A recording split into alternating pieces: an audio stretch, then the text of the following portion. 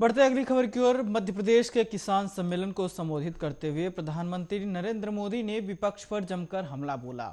नए कृषि कानून को लेकर जारी विपक्ष के विरोध पर पीएम मोदी ने निशाना साधा और उनके पुराने वादों को याद दिलाया।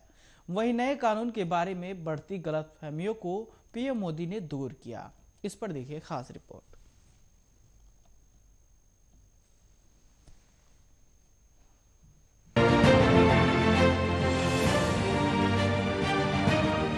बताइए मोदी जी ने अच्छा किया कि बुरा किया? और जोर से अच्छा किया कि बुरा किया? किसान कानून लागू होने चाहिए कि नहीं? कहते हैं संवाद एक जरिया है अपनी बात दूसरों को समझाने का, और संवाद के जरिए ही प्रधानमंत्री मोदी ने अपनी तमाम बातें मध्य प्रदेश के किसानों के सामने रखी। वीडियो कॉन्फ्रेंसिंग के माध्यम से प्रधानमंत्री मोदी ने किसानों को संबोधित किया और नए कानून के बारे में बढ़ती गलतफहमियों को दूर किया। बेहद ही अलग और आक्रामक अंदाज में प्रधानमंत्री दिखाई दिए और जमकर विपक्ष पर बरसे। प्रधानमंत्री मोदी ने कहा कि कृषि कानून किसानों के हक में है और विपक्ष इन मसलों पर झूठ फैलाने की कोशिश कर रहा है। साथ ही कहा कि जो अपने घोषणा पत्र में इन सुधारों की वकालत करते थे लेकिन कभी इसको लागू नहीं किया। प्रधानमंत्री मोदी ने आगे कहा कि अगर पार्टियों के पुराने घोषणा पत्र कृषि क्षेत्र संभालने वाले लोगों की चिट्ठी देखी जाए तो वही बातें नए कृषि सुधारों में की गई हैं। आज विरोधियों को इस बात की तकलीफ है कि मोदी ने ऐसा कर दिया है।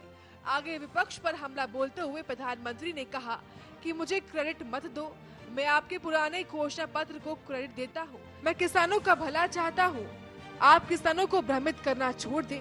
ये कानून लागू हुए 6 महीने से अधिक वक्त हो गया है, लेकिन अचानक से विपक्ष ऐसे मुद्दों को उठा रहा है।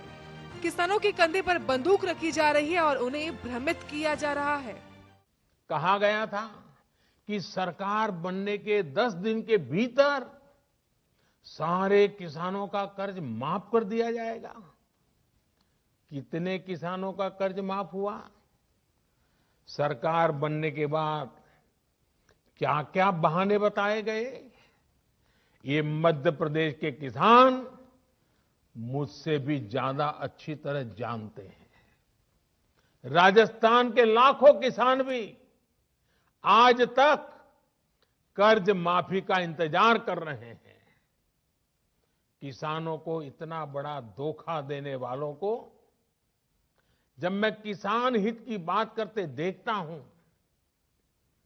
तो मुझे बड़ा आश्चर्य होता है। ये कैसे लोग हैं? क्या राजनीति इस हद तक जाती है? क्या कोई इस हद तक छल कपट कैसे कर सकता है? और वो भी भोले भाले किसानों के नाम पर। किसानों को और कितना धोखा देंगे ये लोग। साथियों, हर चुनाव से पहले ये लोग कर्ज माफी की बात करते हैं। और कर्ज माफी कितनी होती है? प्रधानमंत्री मोदी ने अपने संबोधन में आगे कहा कि जो काम 25 साल पहले होने थे वो आज करने पड़ रहे हैं। आगे बोलते हुए प्रधानमंत्री ने कहा कि किसानों की उन मांगों को पूरा कर दिया गया है जिन्हें बरसों से रोका गया था। किसानों के लिए जो नए कानून बने हैं ये रातों रात नहीं आए हैं। पिछले 2 दशक से केंद्र, राज्य सरकार और संगठन इस पर मंथन कर रहे थे। वही एमएसपी पर बचे घमासान को लेकर प्रधानमंत्री ने कहा कि हमारी सरकार एमएसपी को लेकर इतनी गंभीर है कि हर बार बुवाई से पहले एमएसपी की घोषणा करती है। स्वामीनाथन कमेटी की रिपोर्ट लागू करने का काम हमारी ही सरकार ने किया। एमएसपी पर किसानों को आश्वासित करते हुए प्रधानमंत्री बोले कि अगर हमें एमएसपी हटानी ही होती तो स्वामीनाथन कमेटी की रिपोर्ट लागू क्यों करते। बार बार उस झूठ को दोहराया जा रहा है, जोर जोर से बोला जा रहा है, जहां मौका मिले वहां बोला जा रहा है, बिना सिर पैर बोला जा रहा है। जैसे मैंने पहले कहा था, स्वामीनाथन कमेटी की रिपोर्ट को लागू करने का काम हमारी ही सरकार ने किया। अगर हमें एमएसपी हटानी होती तो स्वामीनाथन कमेटी की रिपोर्ट लागू ही क्यों करते भाई? आपने भी नहीं की थी, हम भी नहीं करते। हमने तो ऐसा नहीं किया, हमने तो लागू की। दूसरा, ये हमारी सरकार एमएसपी को लेकर इतनी गंभीर है कि हर बार बुवाई से पहले एमएसपी की घोषणा करती है। इससे किसान को भी आसानी होती है, उन्हें भी पहले पता चल जाता है कि इस फसल पर इतनी एमएसपी मिलने वाली है। वो कुछ बदलाव करना चाहता है तो उसे सुविधा होती है।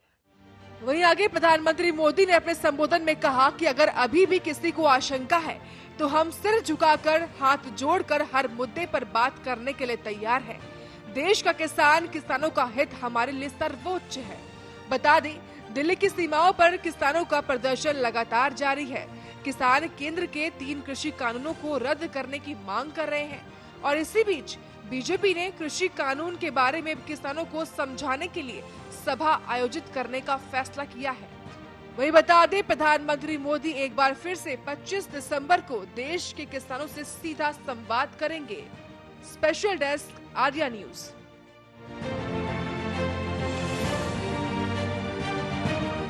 बताइए मोदी जी ने अच्छा किया कि बुरा किया? और जोर से अच्छा किया कि बुरा किया?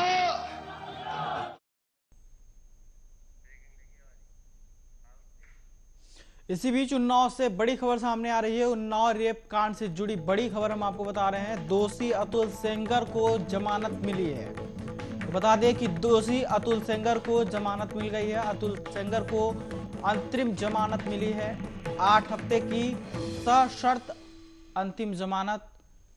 दिल्ली एससी ने सशर्त अंतिम जमानत दी है। कुलदीप सिंह सेंगर का भाई है अतुल सिंह सेंगर।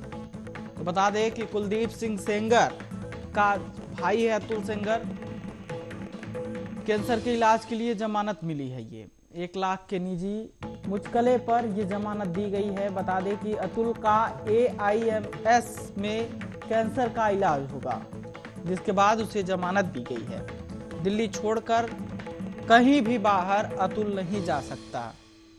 पीड़िता के पिता की हत्या के मामले में ये आरोपी दोषी है। तो इस वक्त की बड़ी खबर उन्नाव से हम आपको बता रहे हैं। पीड़िता के पिता की हत्या के मामले में अतुल